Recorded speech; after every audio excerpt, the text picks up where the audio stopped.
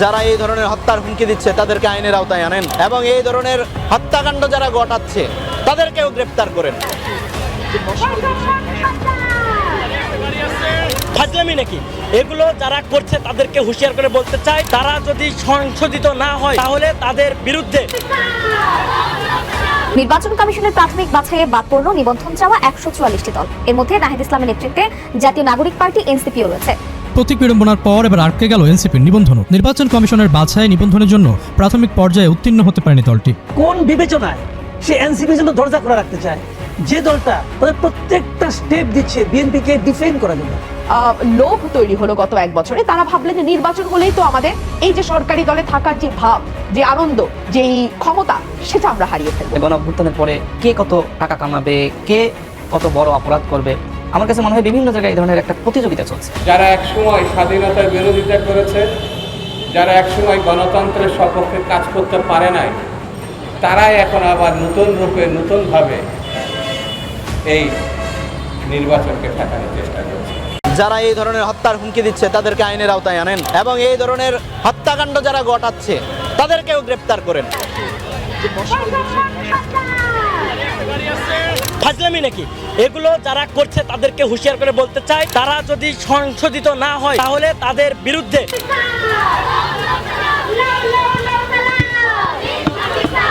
ওখানে এসে তাদের সাথে আগে থেকে আমাদের কথা ছিল, ওখানে এসে তারা জানান দিয়ে 10 মিনিটের মধ্যে আবার চলে যাবে।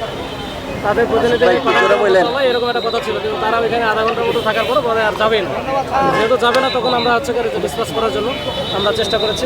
ওইখানে আমরা ওই যে ওয়াটার কানেল জলপান মারা হয়েছে, সাউন্ডের মারা হয়েছে, মেরে আমরা পুশ করে আপনার কাছে ঠেলে নিয়ে গেছে। যেহেতু তারা একসময় পুলিশ ব্রিগেডের ছিল, সশৃঙ্খল বাহিনীর সদস্য, আমরাও কিন্তু তাদের উপরে খুব বেশি হার্ড হওয়ার চেষ্টা করি না, যে অন্তত ঠেলে নিয়ে যাওয়ার জন্য।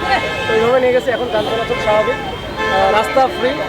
এখন ওরা আছে বিভিন্ন দিকে হয়তো যে চলে যাচ্ছে আর কি। যখন যেখানে 144 জারি করা থাকে ওইখানে তো 4 জনের বেশি যাওয়াই যায়। ওখানে শান্তিপূর্ণ বা অশান্তিপূর্ণের বিষয় না, ওখানে যেভাবেই থাকুক ওইখানে হচ্ছে ডিসকাস করাটাই আমার হচ্ছে মূল কাজ, আইনের যে বিষয়টা। এখানে আমরা ওইখানে তো থাকতে দেবো না, আমরা ওয়ার্নিং দিয়েছি, বহুবার চেষ্টা করেছি। না গেলে তো শেষ পর্যন্ত আমাকে ডিসকাস করতে হবে। ওকে ঠিক আছে। যে তারা যাকে মারা হয়েছে সোহাগ, তিনিও যুব দলের একজন কর্মী ছিল। একটা ছবি আমরা সোশ্যাল মিডিয়ায় দেখেছি, এবং যে মারছে সেও যুব দলের নেতা। তাইলে এটাকে ধামাচাপা দেওয়ার জন্য বিএনপি কর্তৃক একটা ন্যারেটিভ দাঁড় করানো হচ্ছে যে উনি হাজী সেলিমের লোক, অমুকের লোক, তমুকের লোক।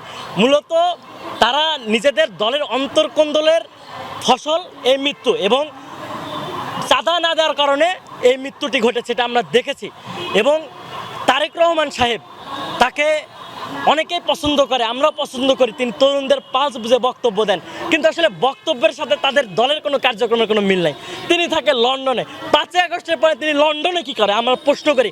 আজকে 10 মাস হয়ে যাচ্ছে বিপ্লবোত্তর নতুন বাংলাদেশে, তিনি লন্ডনে বসে কি করেন? আপনার যদি রাজনীতি করবেন আপনি ভালো কথা, আপনি দেশ একটা দলকে পরিচালনা করেন ভালো কথা, দেশে এসে আপনি রাজনীতি করেন। আপনি বিদেশে মাটিতে বসে থেকে আপনি কিসের সংস্কারে, কিসের সবক দিচ্ছেন? আপনি দেশে আসেন। আপনাকে কেউ নিষেধ করছে দেশে না আসার জন্য? ইভেন সামাজিক যোগাযোগ মাধ্যমে আমরা দেখতে পাচ্ছি কি ট্রল করে বলা হচ্ছে যে নিজ দলের নেতাকর্মীদের ভয়ে তারেক রহমান দেশে আসতেছে না। তো আমরা কি তাহলে এটাই ধরে নিব যে তিনি তার দলের নেতাকর্মীদের ভয়ে দেশে আসতেছে না? তো তার এই যে দলের টপ টু বটম নেতাকর্মীরা চাঁদাবাজির সাথে লিপ্ত, আপনি দেখেন যে শুধুমাত্র এগুলো স্থানীয় পর্যায়ে না, ঢাকাতে অহরহ চাঁদাবাজি হচ্ছে। আমি নিজে সাক্ষী। এই আপনি সন্ধ্যার পরে 8টা থেকে 9টার মধ্যে নিউ মার্কেট এলাকায় যাবেন, দেখবেন যে 3 থেকে 4 জন একটা গ্রুপ চাঁদা তুলতেছে। এগুলোর প্রত্যেক দোকান থেকে 30 টাকা, 40 টাকা, 50 টাকা করে চাঁদা নিচ্ছে। এবং তাদের পরিচয় দেখবেন যে তারা নাকি ছাত্র দল করে, তাদেরকে নাকি ওটা ইজারা দেওয়া হয়েছে। আমার কথা হলো তাদেরকে ইজারা খেয়ে দিয়েছে, সরকার দিয়েছে।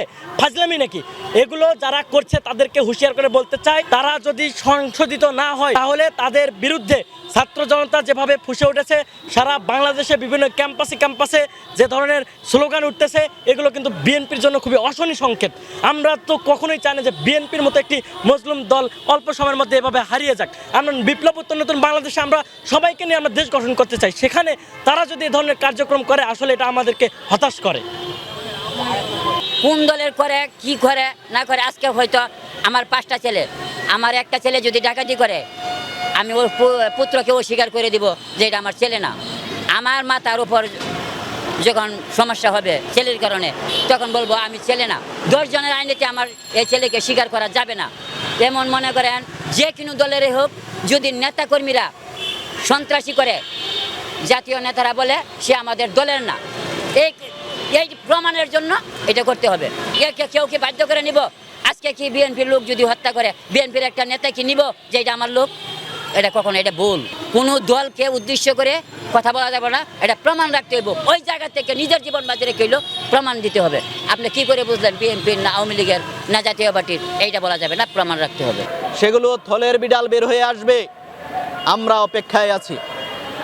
অতি দ্রুত সময়ের মধ্যে যারা এই ধরনের হত্যার হুমকি দিচ্ছে তাদেরকে আইনের আওতায় আনেন, এবং এই ধরনের হত্যাকাণ্ড যারা ঘটাচ্ছে তাদেরকেও গ্রেপ্তার করেন। গ্রেপ্তার করে যথাযথ আইন তাদের উপর প্রয়োগ করেন। রাষ্ট্রের আইন আছে, নীতিমালা আছে, সেগুলো প্রয়োগ হবে। সেগুলো শুধু তাকের মধ্যে সাজিয়ে বইয়ের মধ্যে লিপিবদ্ধ করে রাখার জন্য না, সেটা প্রয়োগ হওয়ার জন্য। এনসিপি দল হিসেবে নির্বাচন কমিশনে নিবন্ধনের জন্য আবেদন করেছে। শুধু এনসিপি নয়, এনসিপি সহ 144টা দল নির্বাচন কমিশনে আবেদন করেছে। কিন্তু 144টা দলের হিসাব নিকাশ তো আর আদতে এখন আর কেউ করছে না। এনসিপি সবার আগ্রহের কেন্দ্রবিন্দু।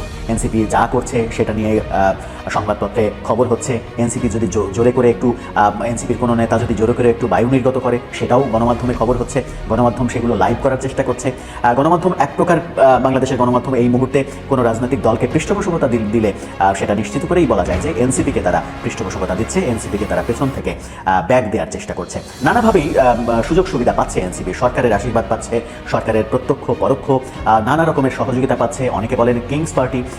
সেই এনসিপি অন্য 143টা দলের থেকে তাদের অবস্থান যে একেবারেই আলাদা হবে সেটা তো খুব সহজেই অনুমান করা যায়। কিন্তু এবার দেখা গেল যে 144টা দলের সঙ্গে মিলেমিশে একাকার হয়ে গেল এনসিপির নাম। নির্বাচন কমিশনে যে 144টা দল নিবন্ধনের জন্য আবেদন করেছে তারা কেউ প্রাথমিক বাছাইয়ে উত্তীর্ণ হতে পারেনি। সবাই ফেল করেছে, কেউ নির্বাচন কমিশনের ক্রাইটেরিয়া পূরণ করেনি। এখন কি হবে? এখন কি 144টা দলেরই নিবন্ধন বাতিল হয়ে যাবে? নিবন্ধন প্রক্রিয়াতে তারা নিবন্ধন পাবে না? নাকি এনসিপি নির্বাচন কমিশনের কাছ থেকে বিশেষ সুযোগ সুবিধা পাবে, বিশেষ কোটায় তারা নিবন্ধন পেয়ে যাবে? সেই আলোচনা করার চেষ্টা করবো এই ভিডিওতে। বলবো যে ব্যাঙের ছাতার মতো গজিয়ে উঠেছে রাজনৈতিক দল। গত 10 মাসে 144টা দল আবেদন করেছে নিবন্ধনের জন্য। ভাবা যায় এই দেশে 144টা দল নতুন করে নিবন্ধন পেতে চায়। এরা কারা?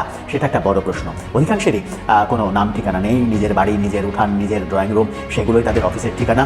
সেরকম রাজনৈতিক দলের সংখ্যায় বেশি। কিন্তু এনসিপির ক্ষেত্রে ব্যাপারটা তো ভিন্ন। তাদের একটা রাজকীয় অফিস আছে। অফিসটা কোথায় থেকে পেয়েছে সেটা ভিন্ন আলোচনা, কিন্তু রাজকীয় অফিস আছে। বাংলা মোটরের মতো জায়গায় সব থেকে দামি বিল্ডিংয়ে তাদের অফিস। সারা দেশে যেখানে যেভাবে যেতে চাচ্ছে তারা সেখানে সেভাবে যাচ্ছে, শোডাউন করছে। এখন তাদের কন্টিনিউ শোডাউন আছে।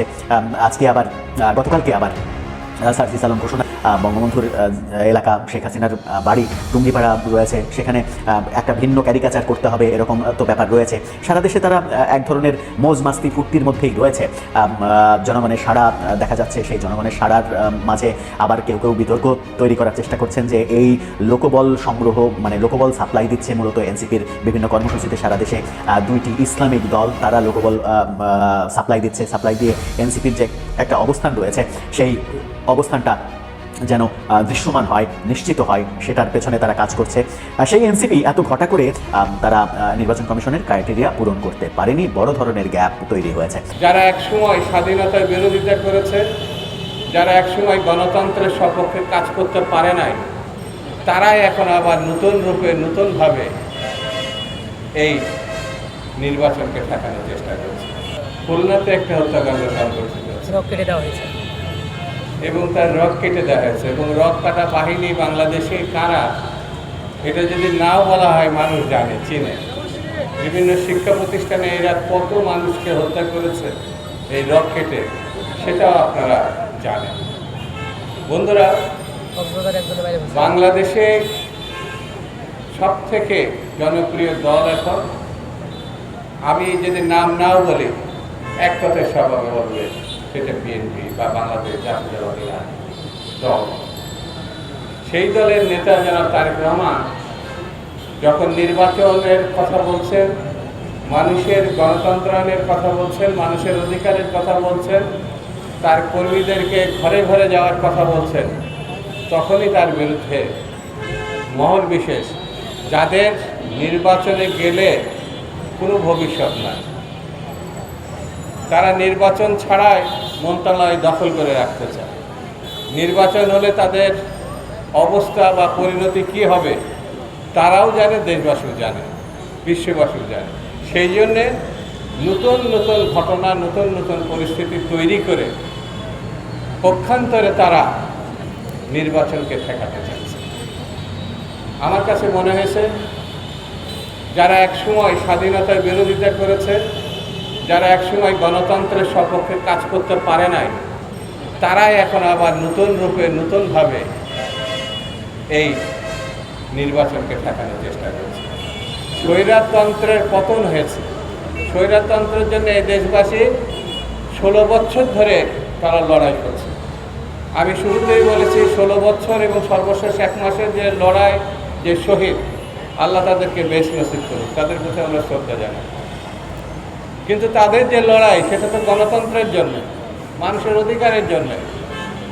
সেই অধিকার এবং গণতন্ত্র তাদেরকে যদি আমরা না দিতে পারি তাহলে এই আন্দোলন তো প্রশ্নের মুখে পড়ে যাবে।